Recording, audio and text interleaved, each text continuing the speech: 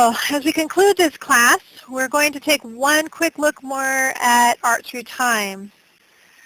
And as I mentioned at the very beginning of the class, if we tried to go through every single kind of art over the centuries, we would be in a 21-week class easily. But we only have 5 weeks, so we're just going to do a quick look at just some highlights here. And if you want to look at the timeline with me a little bit, you get kind of an idea of where art came from. We started with, Mesopotamian and, the warrior art. We moved through Egyptian that had, the pyramids and a lot of the stuff to the dead and the gods and the goddesses and all that. And then move into Greek and Hellenistic and architecture that kind of changed. And you've seen Greek art. It's really beautiful. And then we move into the Roman art, got more practical, down to earth. And of course then Indian, Chinese, and Japanese art, more meditative and serene. Then Islamic art, it's kind of like that maze-like design. I don't know if you've actually experienced that, but it's pretty. And then the Middle Ages kind of, we talked about that a lot through the course of the Celtic art, Renaissance, Romanesque, Gothic art, all different looks that went through the Middle Ages.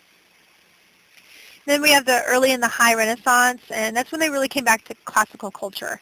And what's interesting is you'll kind of look at a pattern. You'll see that we have classical culture, and then they'll do something that breaks the rules. Kind of like if you look down the page at the mannerism, once again it's breaking the rules. And then you'll find that we'll come back to classic art again, and it just goes back and forth between trying to break out and then trying to come back to traditional. And it's kind of interesting how that works over time. And then the Baroque period, which we did talk about already, how they, it was the religious wars of which church could make the coolest, sculptures in their church, and very beautiful churches came out of it because of that time period. But it was definitely a war there. And then here's just a few more, and we're getting ready to talk about some of these.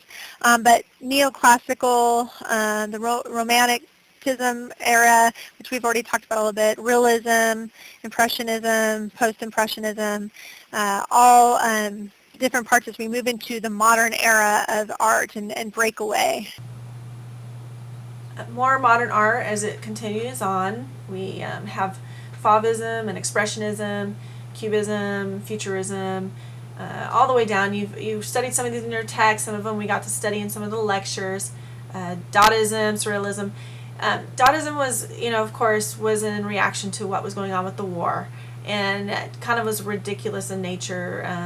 And if you look at most of what is going on between 1900 through 1950, you see the words distorting and ridiculous and forms that are basically experiments. So art was just taking this expression that was coming out of how people were feeling about the war and people dying and horrors that were happening during that time. So art was definitely expressing what was going on in the world. So abstract expressionism and through the 1940s and 50s, pop art in the 60s, and then we go into postmodernism and deconstructivism, and basically you see that it just says 1970 into the future. That's as far as our timeline goes, but we all know that that's a long time ago, and so art has definitely changed over the years. And so it's kind of what we're going to focus on this week, just where art is going, kind of where it's gone through as it went through the 80s and the 90s, and now into the 21st century. So modernism. We've talked about several kinds of modern art, but not all of them going into the 21st century. So let's take a more drawn-out look at where art has gone recently and where it's going in the future. Here we see conceptual art, performance art, expressionism, computer art, postmodern classicism, and Victorian revival. And that only goes up to the 1990s, so we'll go even beyond that in a little bit. Conceptual art was where the idea presented by the artist is considered more important than the finished product. Osnat said, "No longer is creativity strangled by opinions, material, or comparison to another piece of art." So as you look at this art, there's a chair sitting next to a picture of a chair. Or up in the top you see different sizes of eggs. And so the idea was that there's just a concept here that you're supposed to look at and not really compare with any other art piece. Just look at it and say, ooh, I like that, or I don't like that, or whatever your idea is it. So what do you think? Do you like it? Performance art is the art that involves 4 elements: time, space, a performer, and an audience. Performance art can happen anywhere, anytime, and in any setting. I believe there are some examples of this in the links for this week, so be sure to check at the links and see if you can look at some of the performance art. In today's web-reliant world, computer art is the wave of the now. Graphic design and web design are often used in almost every flyer, banner, site, business card, billboard that you see. I was a graphic artist for almost 2 decades, and every movement of the mouse can be the difference between like and dislike by the consumer. And this is probably one art piece that is probably not going anywhere.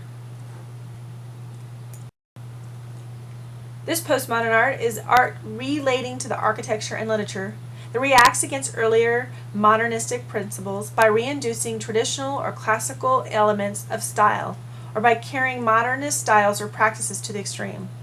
Another way of saying this is, it's vintage. Victorian Revival, Modern Society, embracing vintage art. Victorian meets Art Deco. This was really big in the 1980s.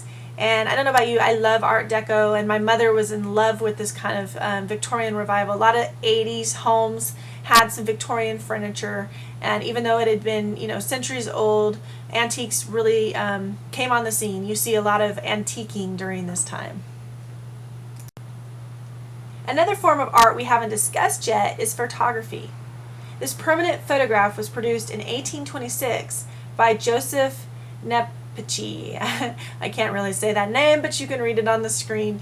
It proved popular in the Industrial Revolution, and as we know, photography is still a major thing that we use today. It's just instead of being film, we're having more and more on digital in our cameras, but I don't think it's an art form that's going anywhere anytime soon. It's just changing and evolving like all other art. It's actually played a role in the arts for almost 150 years. The question still remains whether photography is truly an art, or is it just a documentation seen by the eye. Let's take a look at these pictures and tell me what you think.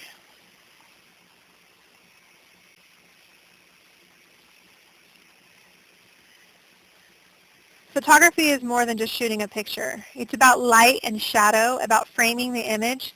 It does indeed take skill and a good eye to perfect the perfect photograph.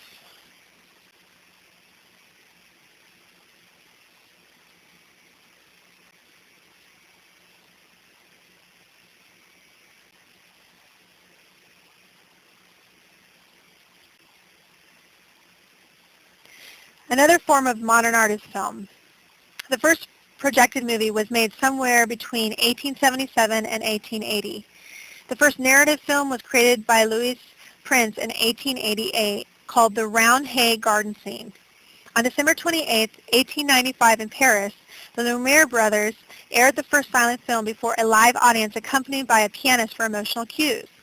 Because there was no dialogue, words were typed for the audience to read. Having only experienced stage, actors were accustomed to using big body movements and facial expression. This transcended well into the world with no sound. However, when the birth of the talkies films, that was the films that were the first talking films where you could actually hear dialogue, they were called talkies. When they came in on the scene, the movement and the body language seemed melodramatic and overdone. The first talkies or films with sound began mostly with singing, and they were over the top because they were used to being on stage. Synchronized dialogue didn't come until later in the 1920s. After The Jazz Singer in 1927, talkies became more and more the norm. But the awkward era of motion pictures was very short-lived. By 1929, studios began making horror films, and by 1939, we had breathtaking Gone with the Wind and The Wizard of Oz, not even 10 years later from The Jazz Singer. From there, we had the birth of animation, 3D movies, and eventually television. Film is a painted picture similar to photography that takes the perfect framing and light, but beyond that, it incorporates other kinds of humanities like music, literature, theater, and more. Art has changed drastically over the centuries, as you have experienced in this class. Where is it going now? The traditional art boom has finally subsided, mainly in part to the world's financial crisis. People tend to not purchase pricey art when they're working to put food on their table. But there are people who think another art craze will be on the horizon. Some say it will be end times and darker in nature. Fresher attitudes and attention to detail will probably once again be needed, though, in this competitive and dry marketplace. Collages and mosaics are on the rise, as are performance art and the absurd. Graphic art, web art, and video game art are the mediums that will likely increase. And with the use of social media, an artist who might never get discovered could easily have thousands of fans instantly. So I'm going to end this course with a great quote that was found by one of the modern artists of our time. It says, "I understand the Lord blesses people in many ways, and if He wants to use me through paintings to spread the gospel somehow, I'm all for it," says the artist. "I'll try to make it a point to pray before I even lay the first stroke on the canvas." I absolutely love that. I hope you've enjoyed this class, and I pray that God will bless you as you go on to the rest of your journey in education. God bless you.